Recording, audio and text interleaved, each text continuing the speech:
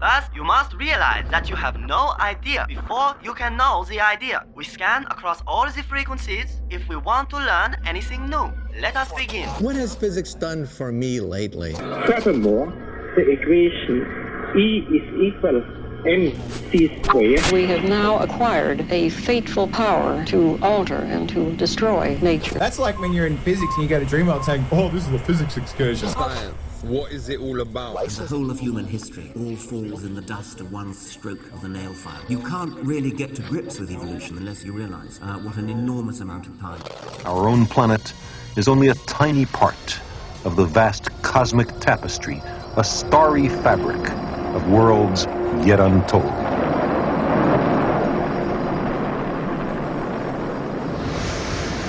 You're tuned into what can only be described as the best radio station on this blue dot we call Earth. It is, of course, for Triple Z, your community broadcaster, be it on your conventional wireless radio by tuning into the classic frequency of 102.1 FM, digital devices such as DAB or smart speaker, listening via the Community Radio Plus app, or streaming us live from our sensational website at 4zzz.org.au. And of course, you can always listen back to our show or any 4ZZZ show using the ingenious on-demand feature also found at that URL. We also now have a weekly podcast of the show for your listening pleasure, curated by Toby, a condensed version of the show without the music, which my mum prefers. Just search for our show name, which is, of course, No Idea, spelt with a K, your weekly dose of science. And joining me for this episode to speak about all things science, it's just me today. I don't think anyone else is coming in today. So, for those unfamiliar with the show, we generally start the show with some weird science, then we move on to some marine science, and then my personal favourite, the MotoRap. Basically any science that is fun and interesting to talk about, we'll probably cover. So let's get into some weird science.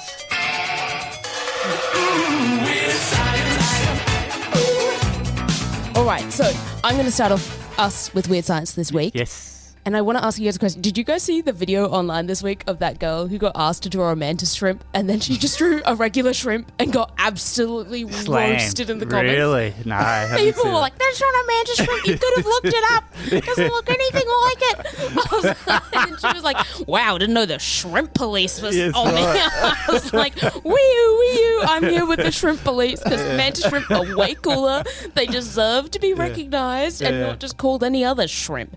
So the mantis shrimp fandom is large and powerful. And as a fellow member, I hope to pander to the mob today. If you don't know about the mantis shrimp, let me introduce you. So they're rainbow colored. They're really pretty. Yeah. They don't look like a regular like shrimp or prawn. They're a bit like fatter in the tail. Like imagine a mix between a Moreton Bay bug and a regular prawn. Really? Okay. That's sort of the body shape, but they're rainbow. A little bit lobster looking, right? Yeah, more lobster. Oh, yeah, they're pretty. shrimpy. I've just looked it up now. Yeah, very pretty. They're extremely pretty. Yeah. Gorgeous, Extremely pretty. And that's just to us, right? So we think they look pretty, but while we have 3 cones in our eyes to see colour, they have 16! Or more. Some have over 20, I think. Yeah, Really? lots of different research around their eyes. Depends on the species. They're like they the can James see Webb things. telescope of animals. Uh-huh. Yeah. Even better, Max. They can see things we can't imagine.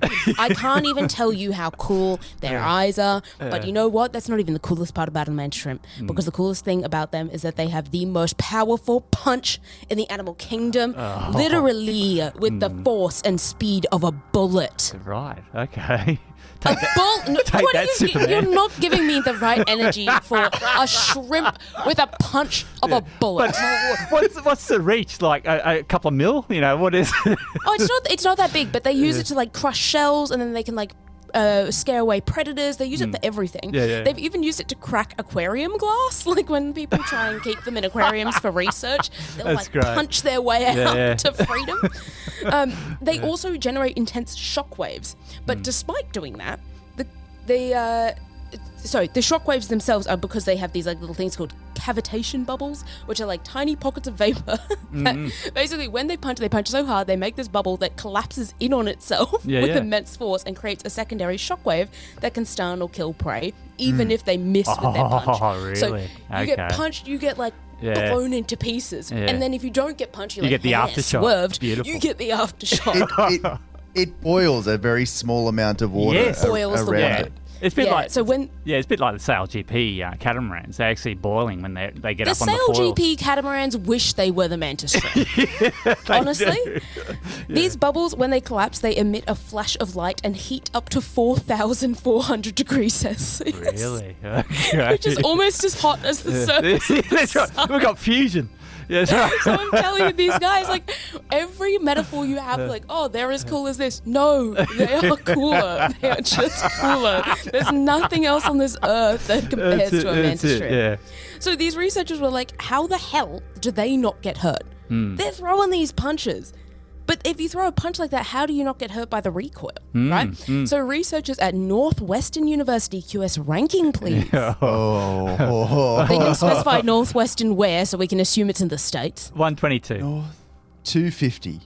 Oh, take 200 off that, Gabe, and you'd be on the money. They are 50, apparently. So they decided to find out. And previous research has shown that the toughness and the crack resistance of their clubs, because they're called clubs, they have a lot. Like it's pretty intense, these clubs. But the researchers wondered that whether the shrimp's clubs utilized like material structures beyond just being tough and crack resistant. So they used transient grating spectroscopy, which is a laser thing, and then they sort of just like tried to see how stress waves traveled through the club, right? So they looked at this club's microarchitecture to identify how it was different with its impact resistance. And then they used some simulations, so 2D computational models and 3D simulations. They have not done the 3D simulations yet. They're planning on doing simulations, but they've just been using the computer to figure it out. And what they found is that the Mantis Shrimps Club consists of 2 different regions. So the impact region, and this has a herringbone pattern structure. So herringbone, Max, given you're not super into your style nowadays. Very David popular in the Jones. 2010s. No, that's actually not. No, that's houndstooth. Oh, is it? Okay, yeah. Sorry, Max. This is why we thought it was useful to actually talk to you about this. Herringbone is sort of like, imagine arrows just sitting on top of each other. Arrow. So it's got that sort of a pattern structure of mineralized fibers that reinforce the club against the fractures. So that pattern at the front. And then we go into the periodic region, which is made up of a bouligand, which is a corkscrew-like structure that selectively filters out the harmful high-frequency stress waves. So the researchers call this a phononic shield, which is a mechanism that gets rid of these high-frequency stress waves and prevents the damaging vibrations from traveling back into the shrimp's arm, and into their soft tissues, and allow it to strike repeatedly without injury. Bam, bam, bam, bam. So not only does this prevent the club from the pressures of the direct impact, but it also protects them from that secondary shockwave caused by the bubble collapse. So they've evolved like a lattice work thing on their... Imagine Thanos' glove. Yeah. That's what I think we should be thinking of. Dissipates the energy across... Yeah, exactly. Across their shell so it doesn't go into their internal tissues. Yeah, because they have nerves inside the club and like quite important internal tissues within this club. So you need to protect it. Obviously, the study says that, this could inspire advancements in protective materials like armor and military applications and bioengineering, but... And ground effect Formula 1 cars. Yeah, there you go.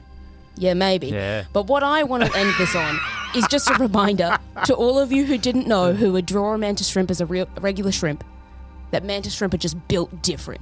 Deal with it. So we're on the scale of animals and how we think of them at no idea... Is the mantis shrimp ahead of the tardigrades now? Oh, yeah. You reckon? That's a tough call, Max. It's a tough call, but to me, yes. This is picking favourite children right here.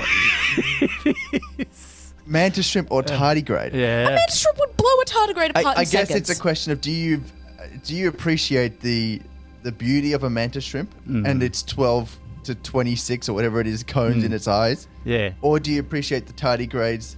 With their ability Pretty not to die. simple build, but ability to just be in space and that's fine. Okay, the tardigrade can be in space, but could it be on the surface of the sun? I think not. Mantis shrimp wins. I would argue that the claw of a mantis shrimp would last slightly longer than our hand on the surface of the sun before also being immediately vaporized. Yeah, but the tardigrade, if the tardigrade and a mantis shrimp were to get in a fight, the mantis shrimp would win. Why are they fighting? What if What about in space? How are we going now? They're fighting Let's take in this the ship. upstairs. You're tuning to 4 Triple Z. We just heard from Peta with the Mantis shrimp. That was from the 2nd of April last year. We're doing a rewind show. Articles that we did last year, we're going to play today. And because we mentioned tardigrades, Gabe had a great tardigrade story from last year, from the 30th of April 2025. Let's slot it under Weird Science. Enjoy.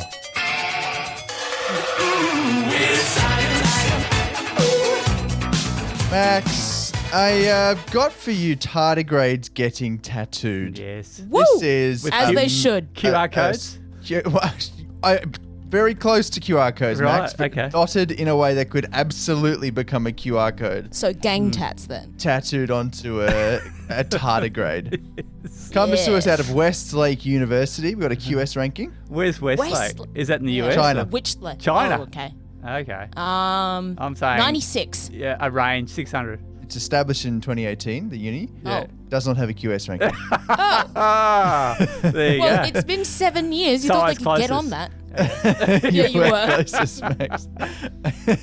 Now what they did was try, and for the purposes of developing nanotechnology and microtechnology, they wanted to see if they could get the first step down the path of effectively 3D printing, not actually 3D printing, but effectively 3D printing structures onto small living things. So they went with a tardigrade because it is the small living thing that can withstand so much. I'm going to list, like, we know what tardigrades can do, right? They can be in the vacuum of space for a while. They can be frozen for decades. They can withstand radiation that would kill a human. They can do crazy stuff. Let me read to you what happened to these tardigrades. Well, it was unkillable for 40% of them in this study. Oh, God. Other 60% didn't make it through this process. Okay. What did they do? Yeah. Okay, so they slowly dehydrated So we are the them. apex predator after all. We are. We can kill a tardigrade. Whoa. What an achievement. Something the length of a few human hairs wide. Oh, great. Sorry, they dehydrated them. Dehydrated them. And then by doing that... Forcefully, or did they just not let them near water? I believe I'm not sure actually. They spit probably out just of them? put them in some sort of controlled setting where they can just reduce Like an the oven. water content in the like an oven. A solar powered oven. That's great. They put them, dehydrated them, which puts them into what they call a cryptobiotic state, which is their explanation was he's kind of half dead. Suspended animation. Half dead, half money. Yeah. You know, this is the tardigrade equivalent of Han Solo being frozen in that block. Yeah, the carbon thing. Yeah. Right. Yeah, except it's just dehydration. Carbonite. Then the researchers placed individual tardigrades onto carbon composite paper, cooled that sheet to negative 143 degrees Celsius, Isn't most paper a carbon composite? Never mind, continue. covered the water bear with a protective layer of anisole after doing that. So they're dehydrated, frozen to negative 143 degrees on carbon composite paper, and then they covered them in anisole, which is an organic compound. Like licorice? Very much like licorice. Okay. It is a straw-colored liquid, occurs naturally in black truffles and some flowers and other organisms. It's used in perfumes because it smells a bit licoricey or star anise. Aniseed? Yeah, and anise, not aniseed. Yeah. Are you a big And fan of then- licorice or not? I'm not a big fan of licorice. I like it when it's got chocolate around it. I like strawberry licorice. Yeah. That's it. Yeah. So I think this smells a little different to that. I think the smell that we're getting off this anisole is precisely what we're trying to avoid when we cover our licorice in chocolate and strawberry flavor. And it's also sometimes used as a flavoring and as a solvent. But they use it because of the way it interacts with an electron beam. Okay. Dope. Has anyone out there, have you shot an electron beam at your Lasers. licorice at home? We love Let lasers. us know. Yeah, exactly right, Max, with Sure, lasers. so many people have. So they covered them in this stuff and then it freezes, right? Because they're at negative 143 degrees. Oh, probably then, yeah. And then they put this focused electron beam, which allows them to get really precise and actually, be able to draw patterns onto something the size of a tardigrade. And they did that sick S that we all learned how to do in the mid 2000s. They did do one weird thing. I'll get to it. When they were exposed to this beam of electrons, the anisole reacted and formed a new chemical compound that stuck to the tardigrade surface. So it effectively like glues what the anisole becomes to the surface of the tardigrade. It's branding. Yeah, It is a bit of a brand. Yeah. Bit of sign writing. And then it's not like there's ink getting, within this under the skin or under the surface like an actual tattoo. It's more, it's the sort of pen on your sticking skin branding, type thing, onto the top of the tardigrade. And then under vacuum conditions, which we know they can survive. Which they can survive sometimes. The tardigrades then warmed up to room temperature, and then the anisole, any other sort of ice around melts and leaves behind only the spots where they've lasered electron beamed the anisole. So it's sort of branded on there like a tattoo. And then they rehydrated it, revived it, and it was rocking the new tattoo. Reanimated, nice. Yeah. Reanimated. Well, some of them were. Some of them were, like I said. Some of them died in the process. 40% or something. 40% survived the procedure. Afterwards, though, of those 40%, pretty much all of them survived with the tattoo. Did they put them in an MRI machine? That'd be good. They did not try an MRI machine, Max. I think you could fit a lot of them in an MRI machine. I'm glad I kept this story short. I had a feeling it was going to get derailed. Derailed? What are you talking about? So they can create squares, dots, lines. The lines can be as small as 72 nanometers wide, which is smaller than most of your hairs. Width, right? So they can make a tiny little mark. And then they also made their university's logo and branded it onto the side of a tardigrade. Nice. Yeah. Did they give that tardigrade a degree? No, I don't think it has any honorary doctorates. No. I feel like that's only fair. And then, they said they showed no change in behavior afterwards from the tardigrades that got the tats. Except they were sicker, and the others seemed to run away from them in fear, and they formed groups. And they were profiled by the tardigrade police. Yeah. They're called the Warriors. So what they're saying, though, the implications of this, beyond just being able to tattoo a tardigrade with the university's which is good enough logo, for me. Which is good enough for this show, let's be honest, is that they have demonstrated that you can sort of fabricate micro level or even nano level patterns on living organisms using this technique. It's called ice lithography, that whole thing of freezing on a certain compound, smacking it with an electron beam, and it reacts in that way and sort of tattoos the living thing underneath, which is one of the, if not the first time someone's demonstrated this on a living organism, which is pretty cool. The guy who created this technique and was not included in the study, Gavin King, not a recording of Gavin King, just bad timing. Great timing. He said, it's challenging to pattern living matter, and this advance pretends a new generation of biomaterial devices and biophysical sensors that were previously only present in science fiction. Effectively, the idea being, this is a long way off being what anyone would call nanotechnology, small little sensors or things on tardigrades. It's just, exactly. We're burning licorice onto tardigrades. Onto tardigrades. But if you could use this technique with a variety of different materials in lots of different layers, you could get to the point where you are effectively 3D printing small sensors and other things onto the side of tardigrades and other organisms, and could then use that to do all sorts of monitoring, which one day, the hope is one day you could do this on stuff within the human body, and you could get censored information from tiny little sensors burnt onto bits of your body or things in your body, and it would be able to monitor what's going on inside. That's the very long... You could put a sensor on your nose hairs to check that's the air grant quality. they're looking for. That's the grant they're looking for, Max, as they burn tardigrades at negative 143 degrees in a vacuum or whatever it was. But that's the long-term goal, is being able to build these tiny little devices on living things.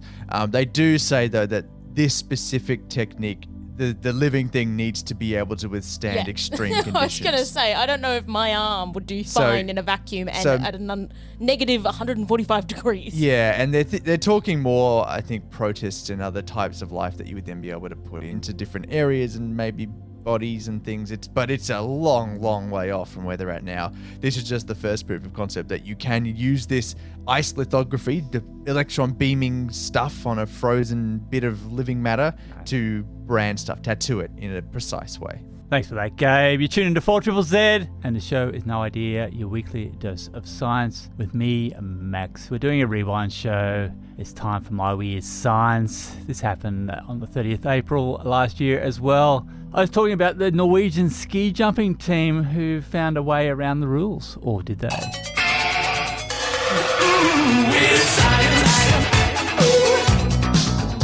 Have you seen the Eddie the Eagle film? Where, you know, he's like a...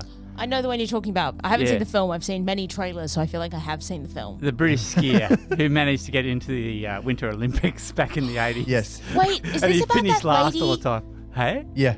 Is this going to be about that lady who found out that there just weren't that many skiers worldwide and so was able to enter the Winter Olympics because she just happened to enter enough competitions even though she came dead last in each to get enough points for the Winter Olympics? That's how Eddie did it too. Yeah. But no. Isn't it crazy? They've tightened it up now, so you can't. Oh, you actually got to be good. to be the like, top 20% now. Yeah, but anyway, Norwegians competing in recent long jump ski events have been disqualified after evidence showing that they may have tampered with their ski suits. Making them like little sugar gliders. Yeah, exactly. A long ski jump can be divided into 6 phases. You got the in run, you got the takeoff, you got the early flight, you got the stable flight, which is the best to watch. You got the landing preparation, and then the landing. Okay. And the ski suit contributes to enhancing their performance in all of these phases by directly affecting the aerodynamics, as you said, Peter, and flight characteristics of the skier. As a result, the size and shape of the suit is heavily regulated. Oh. This is where the Norwegian team got a bit creative. What have they done? They put little DRS flaps at the back and... That's right. They were like, well, it has to be skin tight. Yep. But what if we just add some skin? So what they did was they added an extra seam in the crotch area of the male competitor's Not ski where I would have suit. expected it. Okay. And they were able to strengthen the surrounding fabric. This meant less material flex, which led to more surface area, resulting in more lift. I'm sorry. They were going up to the people and they're like, no, there is no problem. Our skiers are all just very well endowed. That's right. The seam... They just got away with that. The seam was only discovered by chance after unstitching the suits during a routine inspection. So I'm going The along... suits weren't on the bodies, I'm assuming. Yeah.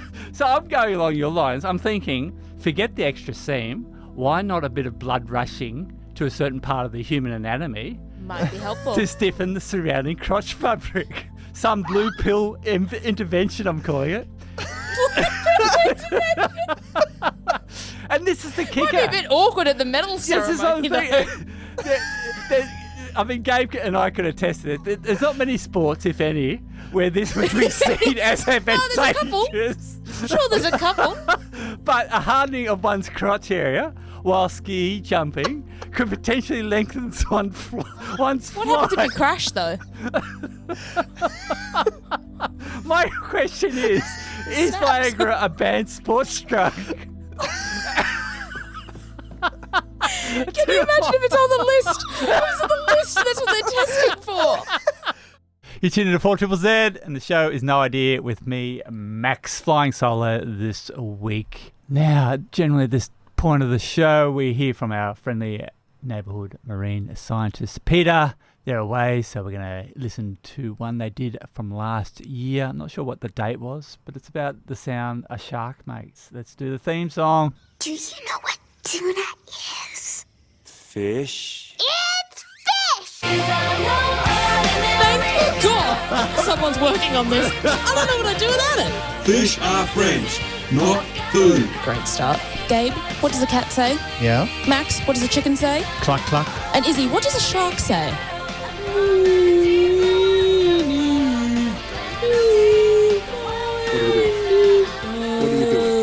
All right, I thought we'd start with the recap. Gabe, what does a cat say? Yeah.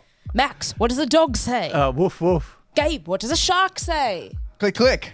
And Max, what does a crab say? Oh, snip, snip. Unfortunately, Max, you're wrong. It's this.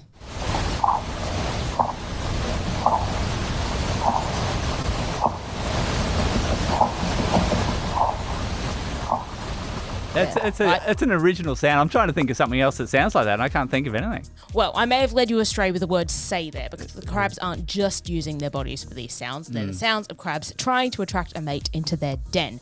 So this study comes to us from Oxford. QS ranking for Oxford, please. 10. There you go. 3. It's 3! Oh! It was 3. And it specifically comes to us from their Animal Vibration Lab, which just sounds like such a fun lab. They have an animal vibration lab. Yeah. A whole lab just dedicated to that. Wow. Incredible, right? Can you imagine being next door to them? You're like, God, guys, turn What do you think's down. next door to the animal vibration lab? Yeah. Animal dance lab. Animal Dance Lab, perfect. Yeah. I just got a text in from my mate in Darwin, and we're talking about the last story. Sorry to interrupt. And he said, Oh, no, this is much more important. Your turn. They should call Please, it. go ahead. They should call it Flyagra. 0420 626 733. If you don't like my story at any time, just text in and Max will interrupt me. Just for fun. Crab noises. Let's do it. Crab noises. All right. So this is actually the first time that humans have ever been able to listen in to fiddler crabs trying to get it on. I wonder why, right? What a thrilling sound. Let me paint you Crab a scene. porn. Uncancelable. Let me paint you a scene. I don't know why. How are we still on air? Jesus. Anyway, so the male crab, this is a fiddler crab, by the way, sits just outside his burrow in the sand. And he starts waving his big claw, because they have one normal one and one big one. And he uses the big one. He's waving it in the air. Wave. And then the researchers say this is a, quote, subtle wave. Personally, having seen the footage, I disagree. He's waving that thing. He's like, look at my big claw. Look at my big claw. And then after this, he starts adding in some what they're calling body drops into the waving sequence. So he goes, wave. And it looks kind of like they're squatting, but to the rhythm. Like they squat, like, you know when you see really good people at the gym, they're fully squatting? Boom, boom, boom. Yeah. And because they're doing it with the wave, I think it looks like they're performing like, everybody put your hands in the air, let's bounce. But with a crab, right? And then eventually they start doing both the wave and the drop at the exact same time. So they wave, drop, wave, drop, wave, drop. Like a big rave. Yeah, like a rave. Imagine Charlie XCX, but a crab. And then if they see another crab is interested, they'll like scurry into the burrow and they start making this like thump, thump, thump, thump, thump, thump, thump, thump, thump, thump, thump, which we do have. It may take a while to get there, but you'll hear it. And it sounds like a little drum roll sound. And the researchers say it gets louder and louder and louder and louder and louder, just like a drum. Personally, I think they've got stellar rhythm. Oh, we're going to get there. That's it. Exciting, right? I can't wait to hear it. And they're still by themselves at that stage, or they're in. So they've seen someone's interested. They've seen that, and so they get inside the burrow, and it's basically them being like, "Come here, come here, come here." And apparently, it works. Right. But the researchers weren't just watching this behavior. They were also, as you've now heard, listening. Because for a while, we've known that they used vibrations, but they weren't sure how accurate or effective the vibrations were, especially in the intertidal region, which is busy, loud, and overall competitive. Lots of things live there, and they all want to get it on. So, alongside their GoPros, which, by the way, the footage of this is incredible. It's just a crab, dancing, surrounded by GoPros. He's really having a great time. He's essentially a cam crab. Yeah, that's it. And so they put alongside their GoPros some geophones, which precisely record acoustic vibrations. And one of the things they wanted to see was how seismic signals are affected by the signalers, so the crab waving around, their size, and therefore how honestly they convey information about the male's size and fitness as a mate, right, to the female. So they're listening out for these vibrations. Basically, are they trying to sound bigger than they are? Can they do that? Can they lie? Right. And at the end, they had over 8,000 percussive seismic recordings, which showed clearly that the size and shape of the male crab was the critical factor. So specifically, males with larger claws produced higher energy seismic signals with louder drumming, which appears to the researchers as a way of preventing the male from being dishonest about their size, enabling females to assess their quality and claw size from afar. Additionally, the researchers found that while the frequency of the vibrations remained constant, the length, rhythm, and loudness of the signals all varied depending on what sort of part of the sequence the crab was doing. So, body drop sounds different to a drum, which sounds different to all these other things. And it meant that it was possible to distinguish between things like body drops or the underground drumming based on the seismic recordings alone. So, they trained a machine learning program to automatically classify behaviors with up to 70% accuracy. And did they give it like an affection rating as well, like from a female perspective? Like, how effective the drumming was? No, they didn't. I don't know if they were, like, there were no GoPros in the burrows. Right, yeah. So it's not like they were checking. Right. But maybe that's the next step, Max, and I think, you could be the person to lead it there. If that's something you're really interested in. It could be all show, no go. It could be. It could be. I have it on good authority as well that all of the different angles on the GoPros have been uploaded to OnlyFins. Yeah. The Ocean OnlyFans. Right. Okay. Perfect. Cool. We done? Yeah, we're done. Yeah, we're done. Thanks, Max. You tune into 4ZZZ, and the show is No Idea, your weekly dose of science. Okay, it's time for the best part of the show. Loosely defined as science, yeah, you already know. Everybody listens to 4ZZZ just to hear us talking about what Butters just did. Subscriptions just keep rolling like the tires on a car. But something tells me that our science coders won't go far. But unlike an engine, I won't keep you in suspension. We're all here to hear him talk, so let's give him attention. You're not ready for when he starts rapping. Gonna hand the mic to Max, and I'm not talking Van Stappen. F1, the 2026 car launches are about to happen. The dates and the teams, we've got Red Bull, in brackets Ford, and the Racing Bulls on January 15. We'll see them launch their car in Detroit, USA. The Haas team, which is now has title sponsor of Toyota, we'll see them on January 19. It'll be an online thing, so check that out. Audi will have a January 20 launch in Berlin.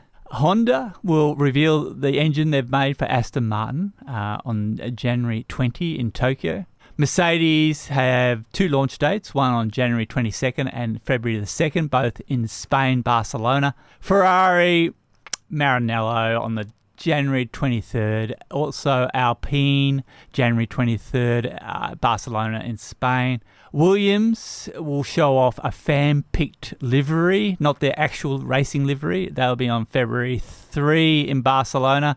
Cadillac, February 8, they will, during the Super Bowl halftime, will show the Cadillac. I'm not sure it'll be on the big screen or in actual flesh. We'll see what happens. Aston Martin, they're going to show off their car in Bahrain on February 9, along with McLaren, February 9 in Bahrain. So look out for that. Dakar 2026. In the bikes category, Aussie Daniel Chucky Sanders is once again out front overall. After 9 stages, he leads this year's Dakar by 6 minutes and 24 seconds. And it should have been a bigger lead that he had, but he got a time penalty during stage 6 where he received a 6-minute penalty for speeding, which seems a bit counterintuitive.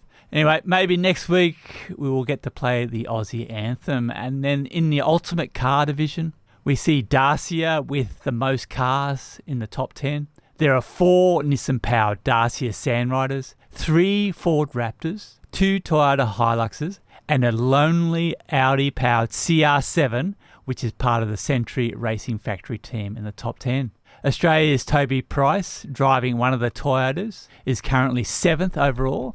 He's about 27 minutes behind the race or rally leader, and there are 4 more stages to complete. Finally, SailGP, it's on this weekend. It's the first SailGP regatta for 2026. The boats will race off Fremantle in WA. Let's hope the Australian team puts on a better display than we did around 40 years ago when we had to hand back the America's Cup after winning it in 1983. For those unfamiliar with SailGP, it follows a nation versus nation format, of which there are currently 13 boats. The rules stipulate that around 50% of the crew should be from the nation of said boat, but It's fairly loose. The boats are standardised 50-foot twin-hull foiling catamarans driven purely by wind and human power. Batteries on board store power for electronics and hydraulic systems. They use cutting-edge sail rigs and T-foils, allowing the vessels to travel faster than the prevailing wind. In favourable conditions, the boats can reach speeds up to and exceeding 100 kilometres per hour. So the sport is fast and furious, requiring split-second timing. Team Australia has won the championship multiple times, but with Aussie Nathan Outteridge skippering the brand new Swedish Artemis team, we've got possibly 2 teams that we can support this weekend. Anyway, that's it for the MotoRap this week.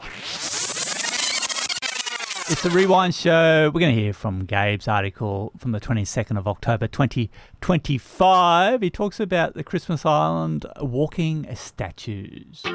Rapa Nui, or Easter Island as it's called. Does anyone want to try and pin it on a globe for me? Where's Easter Island? Can I tell you, I looked it up because my entire life I've been confused. Okay, because I was going to tell an anecdote and then I keep remembering that my anecdote is wrong.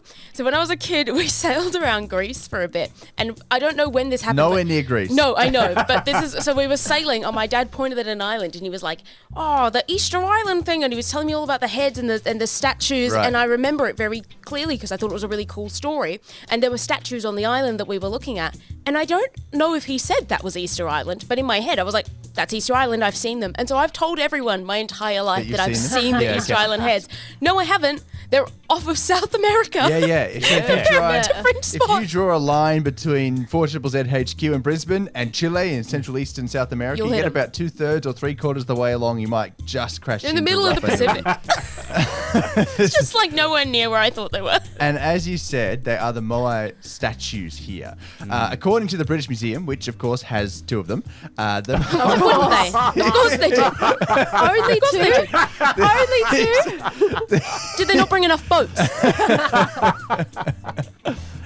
So they are these large stone statues that are often placed in ceremonial locations, and they're said to be sort of the living faces of ancestors or the mana of ancestors, all that sort of stuff gets wrapped up into them. Very similar cultures. I was going to say, because mana is a Maori word. And so a lot of them were toppled for some reason in the 1770s. We're not sure why, but there's been by the British? So much speculation. No, by the native inhabitants. And so maybe their there's been ancestors so much something. speculation about what happened to the people on Rapa Nui or Easter Island, and there's been all these ideas. I'm sure you've heard of this idea of ecological collapse, that they depleted the island of resources and then their populations collapsed, and there's all this. So much is unsubstantiated, so much is debated. There's a huge debate about what goes on, and one particular thing comes down to these moai, which there's 2 types. So there's sort of display ceremonial one, which appear on these platforms, and when they were standing, they'd be standing, big, tall things. They're huge. 4.5 to way more than that meters high, 1.5 to way more than that meters wide. Massive things, right? Massive chunks of stone. And so the ones that are in these ceremonial locations, they have this upright stance. They have carved eyes. They sometimes have a traditional hat on as well. And they've got the carved eyes have bits of coral and power? No, what's the like spongy stone stuff that washes up on the pumice stone. So it's got bits. It would naturally have, or the stories say it would naturally have bits of that in there to bring color in. And then the ones on the road, much wider at the base. They have this. They lean forward in their weight, and they don't have carved eyes. So there's been this idea of what is going on here. Like maybe these are different ones for the road to mark roads, or some sort of cultural significance of this road or this pathway to the ceremonial location, or whatever it may be. And there's of course been heaps of debate about how the heck they moved these things. Because they're huge and stone. Because they're enormous. They're tons. They measure them in tons. And so from memory, isn't it that they didn't necessarily, like how the Egyptians would use logs and roll things? Their logs weren't really strong enough to do that either. So there was a big mystery. There's been for decades the dominant idea has been this idea that they were laid down horizontally and moved using on wooden devices that involved wooden rollers. And there's this idea that fed into the ecological collapse. Like they got so obsessed or culturally built up around this idea of moving these stones that they cut down more and more trees, and it was fueled the ecological collapse of the island. Shady. Which is, and it turns out the statues walked to their locations. So the videos from this story have gone a bit viral, and what we're talking about here is a long, 12 years worth of work that's been wrapped up in a new study that's come out and put it all together. I thought you meant like a really long hike. Comes to us from Binghamton University, QS ranking. The who now? The Binghamton. 440. 860. 1,001 to 1,200. So technically, if you double mine. If you double it, you were there. Yeah. But hats off to Binghamton University because they have an open repository called the Orb, which has the paywalled paper this paywalled paper behind out in the public for freely available research transcript, which is just amazing. And they have a whole bunch of other resources up there too. We believe in freely accessible science. QS what they one did, in our hearts. Exactly. They analysed 962 statues and focused on 62 of them that are those road ones, the ones that are on the side of roads. And they did all sorts of work modeling their shape, their size, their lean, their weight distribution, 3D modeled the whole thing. And what they found is they confirmed that those road moai have wider D-shaped bases. They're physically shaped different and have an almost 1-to-1 ratio between the width of the base and the width of the shoulder, which is in the ones in the ceremonial sites. They have a much wider top than the bottom. The bottom is angled in and smaller. They've confirmed they lean about 6 to 15 degrees forward, these ones on the side of the road or on the roads. They don't have eye sockets, and they... and in comparison, the display ones have those upright stance, narrow bases, carved eyes, and sometimes the hats. And then what they did, because these researchers really don't buy the horizontal transport hypothesis. They don't buy it at all. And so they think the evidence has been, for a long time, pushing towards this vertical transport hypothesis involving walking the statues. Yeah. Yes. So they, to prove it in this work they've been doing, they made a 4.35 ton replica and walked it 100 meters in 40 minutes using 18 meters of rope and coordination between a team of people. What they did is they stand this thing up. It leans forward on the big D-shaped sort of bowl-shaped base. They have ropes tied around the head where the eye sockets haven't been carved yet. A team of people playing tug-of-war either side, and another team of people out the back to stop it from toppling forward. Remember, it's naturally leaning forward. Yeah. So it doesn't want to fall back. It wants to fall forward. So they've got a team at the back. Which is what we do. And then the team on the left and right go back and forth, and like a pendulum, they walk it forward because it's leaning forward already. So you lean it to the left and you lean it to the right. We've all done this moving heavy objects at some point. You realize you can sort of rock it back and forth. Yeah, like a fridge or whatever. Right, like a fridge, and move it along just a little bit at a time and walk it around. And that's exactly what they showed they could do in this experiment. They said they could do it on a flat surface. They could do it up a small slope. Up a slope, Jesus. Yeah, and so they put forward and say this supports the walking moai hypothesis, which is the start of the paper title as well. They also say that previous experiments at the vertical transport hypothesis use improperly proportioned statues. Aha, bastards. Yeah, that's it. They said once you get it moving, it isn't hard at all. People are pulling with one arm, it conserves energy, and it really moves quickly. The hard part is getting it rocking in the first place. And they say the physics back it up. They did all sorts of modeling behind the physics of how this is working and whether it would be feasible across these different areas. Did they come into this with the idea that it could have been walked, like before they did the 3D? Because all I'm thinking is some researcher was probably moving house, started rocking their fridge, and went, oh, hang on a second. I've got it. This is one of those fields that you get in archaeology and paleontology, archaeology for human stuff, where there's fierce debate between teams of researchers. So this team of researchers is very strongly on the side of saying the evidence supports the vertical walking hypothesis. What they've also found was really interesting. They remember this idea that there's maybe the ceremonial ones and the ones on the side of the road, and they're different. They said instead they think that the ones that are on the side of the road are actually the result of transport failure. They're just ones that didn't make it to their ceremonial sites. They said 65%, so about 2/3, were within 2 kilometers of the quarry, and they statistically analyzed the distance from the quarry that all of these road ones were, the road statues were placed, and it supported transport failure modelling, not deliberate ceremonial placement. It's funny to me though, because it means that the transport failure happened, and instead of like laying it down, recarving the base and going again, they're like, well, back to the quarry, got to make a whole new one, I guess. Well, some of them would have had fallen in a way that they became partially buried, and they could see. Yes, I remember the partial one burial. Instance, at least there was evidence that they tried to dig it out and it They were just hadn't like, worked. oh no, not Others again. break, so about a little over a third broke when they fell along sort of natural formations within the rock that had been carved. You know, just like it fell, it broke. Can you imagine getting a 4-ton rock, hundreds of meters, and then it breaks? Like you carved for weeks this huge ton of rock. You've made it so you can move it, and then it just fails. And then just imagine bringing people to your island. And then it was like, and here's all the failed ones. And then they also then looked at the roads and archaeologically modeled how the roads look, and they found that they had about 4.5 meters wide, which is about as wide as these things would get, and they had a concave cross section. They bend downwards in the middle. They're like a bowl-shaped road, and so that supports this idea of, and they had prepared surface and non-random braking patterns. Really just shows like supports this idea that they're being walked down this road and weren't being like, why would you have a curved road if to you were have using logs sticks to roll them down? You know, like that doesn't make any sense. It makes a lot more sense that you'd wobble it down. Wobble is probably a better word, wobbling them around. And so they said, and every time they moved them in the experiments, they said it looked like they were making one of these roads. You know, like it was It would, clear a bit the ahead and prepare the surface, and then it would make that bold shape or curved shape. And so they think this is really strong evidence that these road moai are just not finished display ones. They would build them to transport them and then finish carving them on site. Yes. And put the finishing touches on site. Yeah, cool. The eyes and finishing the base.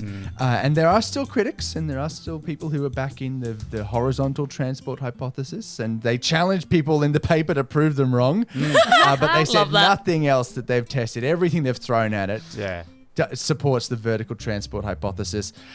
They quote this scientific philosopher from the 1960s, Karl Popper, who said science must begin with myths and with the criticism of myths. So they're really like when you're bringing out Popper, you're like, hey, this is science. And come at me. The last little detail that won me over is that there are oral traditions in Rapa Nui. The traditional people on the island have these oral stories of moai walking from the quarry.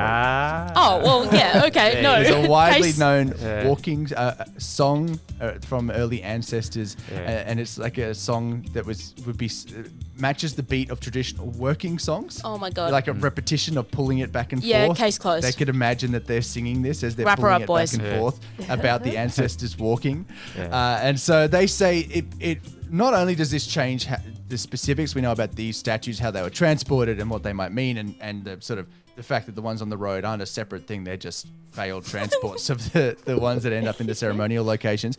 But it also shows the engineering that was going on in the native people on the island, and really does put more evidence countering this idea that they were people who didn't have much sophistication and who led to the ecological collapse of their own island. You know, there's definitely documented population crashes on the island, but it shows that there was so much incredible work going in to these things. It wasn't just carving a big statue and rolling it on some logs. There was really well thought out road placed. I didn't even get into the roads. They went into how the roads were laid out across the island to get the best possible distribution, and how they had parallel routes and exactly. Least is and the right slope across and all this sort of stuff. So they say it just shows how much ingenuity was going on in engineering, in getting these things to where they ended up being displayed, and just shows the amazing smarts that went into moving these things around the island.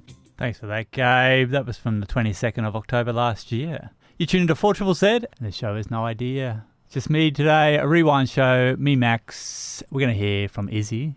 Issy did this broadcast on the 27th of August 2025. It's about genetically modified toads. Enjoy. I have a bit of a fun one. Check if your cane toads are GMO free. Right. Because these studies ones aren't. We got genetically modified cane toads? I guess. I would count them as this. Yeah. This research is from Macquarie University, QS ranking. 128. Oh, 200. Max Close, 138, and Charles Darwin University. These guys now have a proper QS ranking. It's no longer in a range. Yeah, really? What do we reckon? 950. Oh, really? I'm Charles going Darwin University. 450. 584 guys. Jesus. And this study is freshly released in Proceedings of the Royal Society B, Biological Sciences Journal.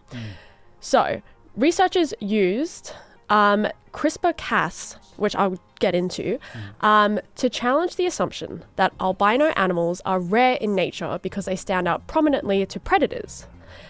So they created gene knockout albino cane toads, which is something I did not realize could happen, but there are photos of albino cane toads in nature, and assess their ability to compete with normally pigmented siblings, a crazy way to describe it, but very true, in the absence of predators. This is really interesting because it has opened my mind up to genetic modification, I guess, in organisms, including this thing called a gene knockout. Organisms? Yeah. Organisms.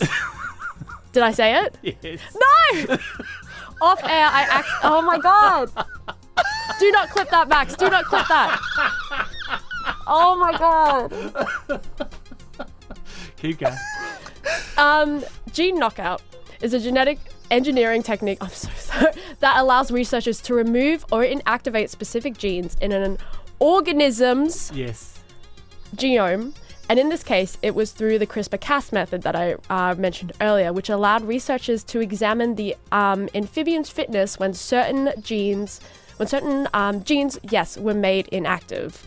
So they found that when breeding cane toads in captivity, so no predators, they found that albino tadpoles and toads were ineffective competitors relative to their pigmented siblings, demonstrating that factors other than predators can explain the rarity of wild albinos.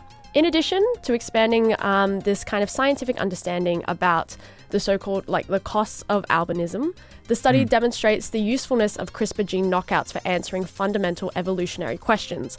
Of course, genetic modification is always a very interesting topic if you look in ethics. And whilst I was doing research for this, I found many scientific topics talking about the ethical implications of using gene knockout gene knockout methods. But I find this is super interesting in looking at why this specific visual trait can have a large effect on the wider population of albino frogs. They also found them to not only have wasn't just their fitness, it was they have a lower foraging success, were less accurate when striking at prey, and needed high light levels to forage successfully, which makes sense with albino traits. So super interesting. They've got photos attached to this study, which is super interesting to see an albino cane toad. And looking at, how blindly white they are. And I imagine when cane toads are designed to blend in quite well, it will stand out quite a lot. Yeah, right. I mean, it's this idea of using gene editing to help control invasive species is, like you said, a big ethical one at the moment, and one that's going through a lot of scientific work in the background. But the CRISPR-Cas9 gene editing is incredible. It's what's fueling so much of the genetic work that we see headlines of at the moment, including a lot of the de-extinction stuff. It's using the Cas9 stuff is a protein from bacteria that they use it to help with their autoimmune or immune system rather. Yeah. So that they sort of capture, they can use this protein to capture a little snapshot of an invading virus or something, and then store that in their own DNA to then be able to recognize that again if it ever re-enters its system. But then humans are being able to take this and through the CRISPR-Cas9 process. We use it now. We've like cut the bacteria out, use it for our own purposes. We can now train it to look for certain pieces of genetic info, and it's how we cut out certain chunks of DNA from genomes. Yeah. And then you can sort of put something different nearby, and it tends to get sucked up in and replace it. So it's incredible process, and really cool to see it could be used in cases like this, which and you'd think that hopefully just putting something into the cane toad genes that turns them white, maybe isn't going to have any other side effects. But when you're dealing with gene editing, it's so hard to figure out. But yeah, it is really interesting contributing to this kind of wider study of why this happens in animals. And I realized it sounded familiar, and it was because a drug they used this gene editing technique to cure sickle cell disease. And then that drug, Casejuvy, recently was FDA certified in 2023. So I was like, this seems familiar. So super interesting research. So yeah, keep an eye out. You tune into 4ZZZ, and the show is No Idea, but not for much longer. And hopefully we'll have the rest of the team back on board. I know Peter will be back next week. Issy should be okay, and then we might miss out on Gabe for another week. But that's all cool. Thanks for listening. You can always listen back to the show. Check it out on the website, or we've got the podcast, which Toby will get up there by Saturday. Enjoy, and we'll speak to you next week. I'm a goddamn marvel of modern science.